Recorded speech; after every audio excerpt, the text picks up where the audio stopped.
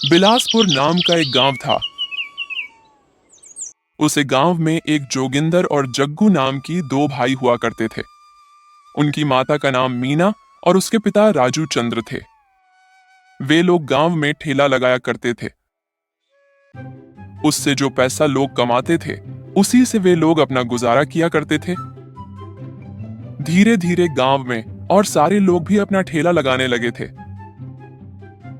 जिसकी वजह से जोगिंदर के ठेले पर बहुत कम ग्राहक आने लगे थे। एक दिन जोगिंदर अपनी माता से, अरे माँ, अब तो हमारे ठेले पर बहुत कम लोग आ रहे हैं। अब तो अच्छा खासा पैसा भी नहीं बन रहा है। अब समझ में नहीं आ रहा है कि कैसे दुकान को चलाया जाए। हम 4 ही लोग हैं, लेकिन 4 लोगों के लिए पैसा कमाना बहुत कठिन हो गया है। अब तुम ही बताओ, मैं क्या करूं? अरे बेटा, इतना अधिक परेशान नहीं होते हैं। ऊपर वाला जो करता है अच्छे के लिए ही करता है। वह जरूर कोई ना कोई रास्ता निकलवा दे। ठीक है माँ, इसके अलावा हम कर ही क्या सकते हैं? हम तो पूरे अच्छे क्वालिटी के आलू पराठा बना रहे हैं, लेकिन गांव में इतने सारे ठेले हो गए हैं कि लोगों की संख्या कम है और ठेले की संख्या उन लोगों की अपेक्षा बढ़ती जा रही है। अब भगवान ने इसका कुछ उपाय निकल सकते हैं। और ऐसे जोगिंदर अगले दिन अपना ठेला गांव में लगता है। उसकी दुकान पर भी वैसे ही रोज की तरह 4-5 लोग ही आते हैं। गांव में अधिक ठेले होने की वजह से सारे लोगों के ठेले पर 4-5 ही लोग आते थे। और जोगिंदर उस दिन भी उदास होकर अपने घर के लिए जाने लगता है। रास्ते में जाते जाते उसे एक आदमी मिलता है। वह आदमी कोई आम आदमी नहीं था। वह एक भूत था जो कि लगभग 50 वर्ष पहले ही मर चुका था, लेकिन अब वह बहुत ही अच्छा बन चुका था। वह परेशान और दुखी लोगों की मदद करता था। वह भूत अपना रूप बदलकर जोगिंदर से कहता है, बेटा, तुम इतना अधिक परेशान क्यों हो? तुम मुझे बताओ, मैं तुम्हारे परेशानी का हल निकाल सकता हूँ। अरे भाई, क्या बताऊं?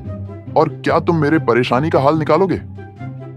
और ऐसा कहकर जोगिंदर जो उसके साथ हुआ था वह सब कुछ उसको बताता है। वह भूत उसे जोगिंदर की बात को पूरे ध्यान से समझता है और वह जोगिंदर को एक दंड देता है और कहता है, देखो बेटा, ये एक जादुई डंडा है। तुम इसे अपना ठेले पर एक बार घुमा दोगे तो तुम्हारे ठेले पर लोग अधिक आने लगेंगे। हाँ, लेकिन याद रखना, आलू पराठा बनाते समय तुम्हें अच्छी क्वालिटी का ही पराठा बनाना होगा। लेकिन तुम्हारे गांव में बहुत ही अधिक ठेले हो गए हैं, जिसकी वजह से इस जादू का असर नहीं हो पाएगा। लेकिन इस जादू को यदि तुम शहर में करते हो तो यह बहुत ही अच्छे से काम करेगा। श्रीमान भूत जी, क्या मैं इसे डंडे से अपने ठेले पर घुमा दूंगा? और वह भी शहर में जाकर तो अच्छी खासी लोग आने लगेंगे, जिससे मैं अच्छा खासा पैसा भी कमाने लगूंगा। अरे हाँ भाई हाँ, तुम मेरी बात तो मानो। शहर में जाकर एक बार यदि तुम डंडा घुमा दोगे, उसके बाद देखना तुम्हारे ठेले पर लोगों की लाइन लग जाएगी। लेकिन तुम गांव में रहकर इस डंडे का जादू का प्रयोग करोगे तो तुम्हारे गांव की और ठेले वाले भी देख लेंगे और वे लोग तुमसे इस डंडे को चुरा लेंगे। और यदि तुम शहर में जाकर यह करोगे तो ना कोई जानेगा और ना कोई चुराएगा। तुम अपना काम भी अच्छे से कर सकते हो।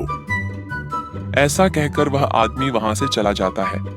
जोगिंदर उस डंडे को लेकर अपने घर के लिए आने लगता है।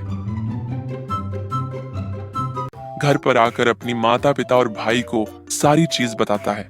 वे सारे लोग यह सब सुनकर बहुत ही अधिक प्रसन्न थे। लेकिन जोगिंदर का भाई जग्गू थोड़े शैतान दिमाग का था। उसको हमेशा 2 नंबर से पैसा कमाने की लालच थी। वह सोचा था, यदि मेरा भैया अच्छी क्वालिटी के आलू की जगह पर थोड़ी लो क्वालिटी के आलू से पराठा बनाते तो हम लोगों को अच्छा खासा पैसा भी बचता। लेकिन अब भैया को कौन समझाए?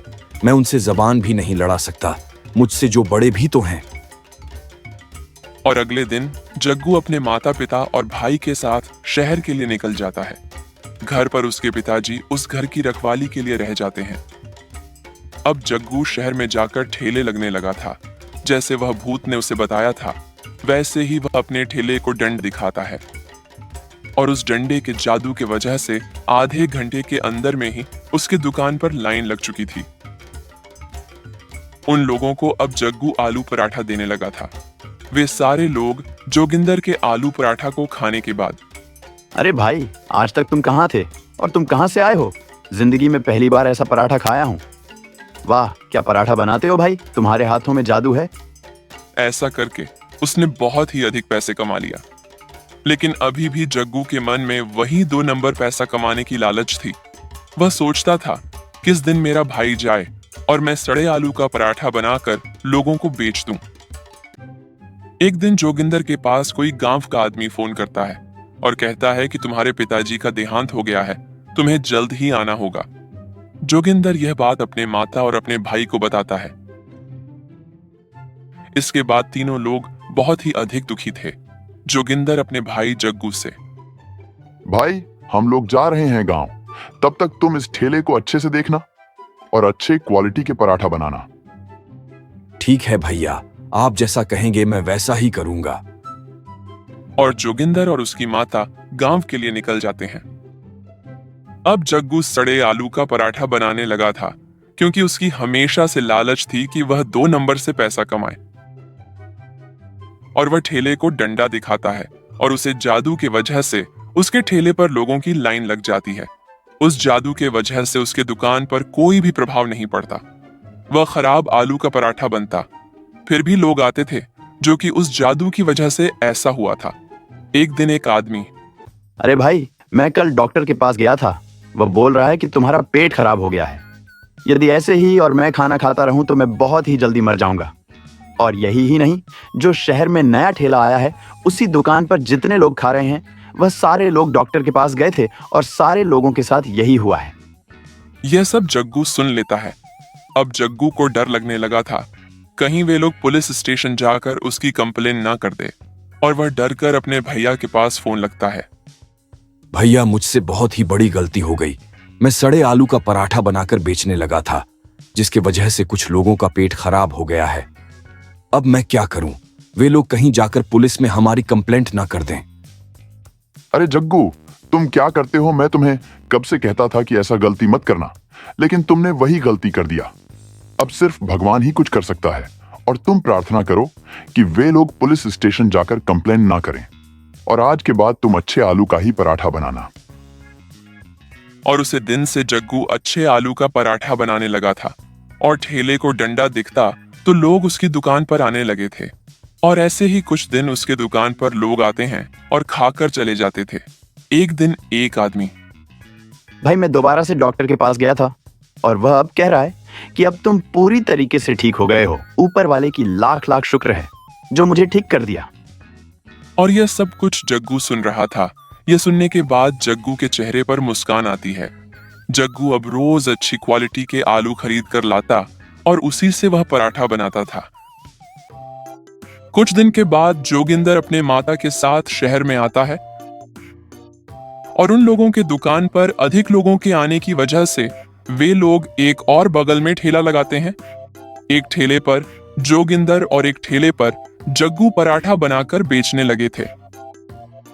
और अब वे लोग अच्छी क्वालिटी के पराठे ही बनाते थे, जिससे उन्होंने बहुत ही अधिक पैसा कमाया और उन्होंने शहर में एक बहुत ही बड़ा घर बनवाया।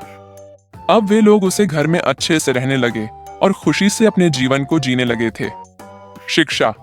तो बच्चों, लालच करके कभी भी पैसा कमाने की इच्छा मत रखो। जितने तुम्हारे पास पैसा है उतने में खुश रहो, लेकिन मेहनत करना मत छोड़ो।